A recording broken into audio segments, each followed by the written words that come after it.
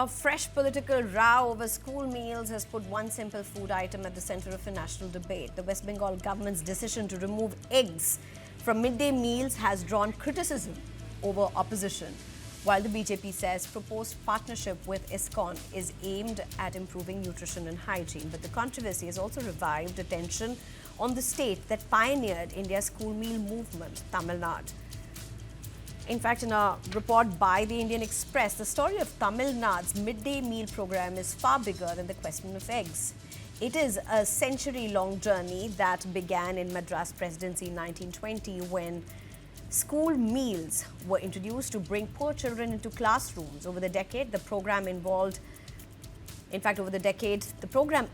from an incentive to boost school attendance into a nutrition policy designed to improve children's health, learning and overall welfare. From Justice Party's early experiments in K. Kamraj's post-independence expansion to M.G. Ramachandran's nutritious meal program and M. Karunanidhi's introduction of eggs in 1989, Indian Express explains how successive governments have continued to reshape what children should eat and why.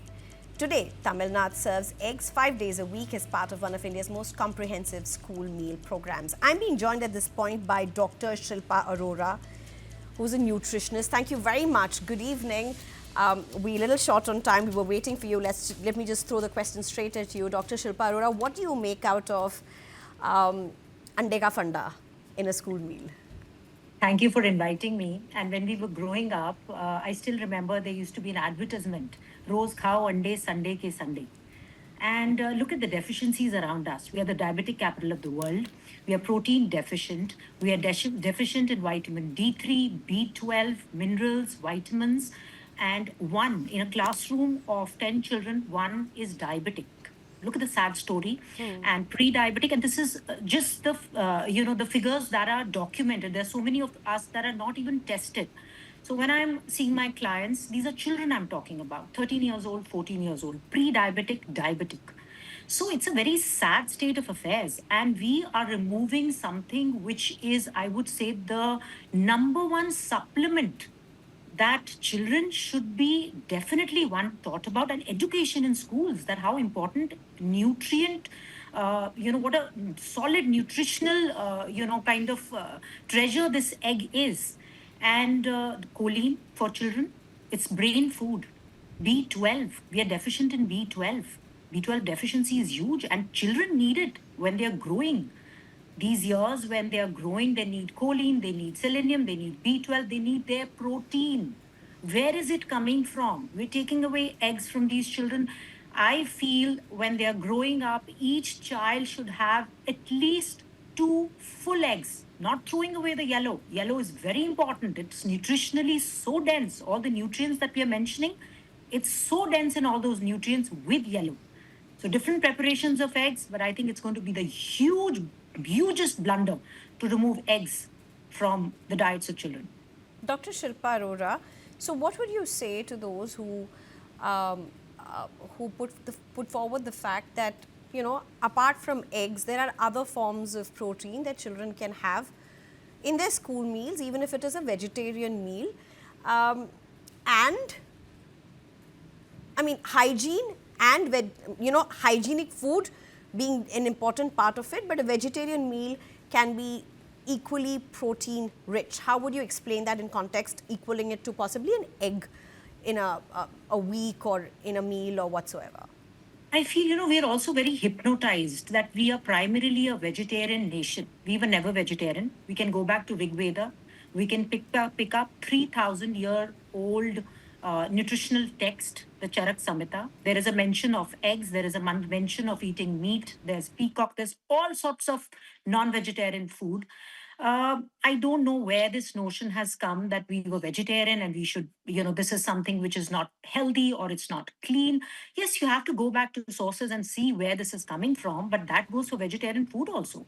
So when we're talking about hygiene, we have to be careful. Vegetarian food doesn't automatically become hygienic. We need to look at that. But plus, another very important factor is that people think chana, dal, rajma, chole, peanuts, beans, this is protein. Wrong information, misinformation. It is not protein. Why? Why do you say that? It is not a complete protein. all It's not essential complete protein, but you do have proteins. You'll have carbs, and there's this argument of how much of it can be bioabsorbed. Is that what you're talking about? Yeah, so bioavailability is a very important factor. So it's dense, that one egg is going to give you that. Then the combinations are very important. So we have to be very sensibly calculating and be very, very smart to make the meal a complete profile. So if you're careful and you're going to be looking at the B12s and everything, it's B12 deficient. Where are you going to get your B12? So You know, you Dr. have to have the Shilpa, curd. So, let me finish this. You have to have your curd, you have to have your paneer, you have to have your dal, you have to have your chawal. Tell me if it is a complete meal and you're saying you're giving all that aspect and not just dal chawal to the children. Then I understand that factor. And why take away the eggs? I do not understand the logic behind it. Please explain that logic behind it. What is the problem with anda? I would like to know that So, as yeah, well. so we But, are- we are going Dr. to do Shilpa, all I the want to ask you a fancy very things. important part. One is midday meals in schools, in government schools. The other is also private schools. You know, all these new age, big bang private schools, they have full on-board meals. You get a breakfast, you get a snack, you get a lunch, you get a post-lunch snack. Tiffins are not allowed there, by the way. They are uncool. So you got to have it in those schools only. You don't have eggs there.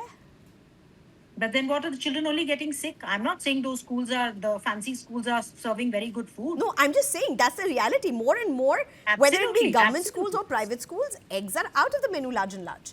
I don't understand why. I don't understand that why are we making our meals so complicated, not including eggs, but we are going to take supplements because we become consumers. You see, pharmaceutical industry has to thrive. Or we are consumer industry has to thrive. How are all the processed food, the supplements going to sell? How are you going to sell the statins once these children grow up? We are going to feed people, hypnotize people about cholesterol, which is the biggest mistake of human history. We're making people sick. Our nation is very sick. If we are just, closing our eyes and think, शेर आएगा, हमने आंखें बंद कर लिए. शेर तो आएगा और खाएगा आपको और खा रहा है. So we are a very sick nation. I mean, there's also studies about how Indians' height, we're reversing in how tall we were once in comparison to how tall we are now. Brains are also shrinking. I'm so sorry to say. And 10 Okay, years Dr. down the Shilpa, line, one question I want to ask, and this is important for our viewers, I don't have much time, maybe a minute more. An egg has, say, 6 grams of protein, one egg, Yes, approximately. Approximately, yes. If you're talking about arhar ki dal, if you're talking about chana, how much of that do you really need to consume? And if you're talking about kids, how much do they really need to consume to get that 6 gram of protein? A lot. And with the combination of rice, the volume of food that you need to combine that 6 grams is huge. And forget about the 6 grams of protein. I'm not even looking at the protein profile. I'm looking at choline. Where are these children getting their choline? Where are they getting their selenium? Where are they getting their zinc? Where are they getting their B12? What about the other minerals that we are getting deficient? We are going to take supplements. How many people have access? We talk about veganism. The fancy people and the celebrities who are doing this vegan, I call it drama. I just want to understand, have they invested in these companies where they are providing supplements for vegan diets, B12, and giving them processed food, which is so-called vegan? So we have to think about all this notion. Where is it even coming from? Why are we shunning eggs? Why Right. are we taking away eggs? There should be Right. this ad played every day. Anda khao, rose. Do khao, pura khao. Yellow ke saath khao. All right, Dr. Shilpa Arora, I do hope that comes up on our screens, and I do hope we have more conversations around this. Thank you very much for joining. Thank you very much for inviting.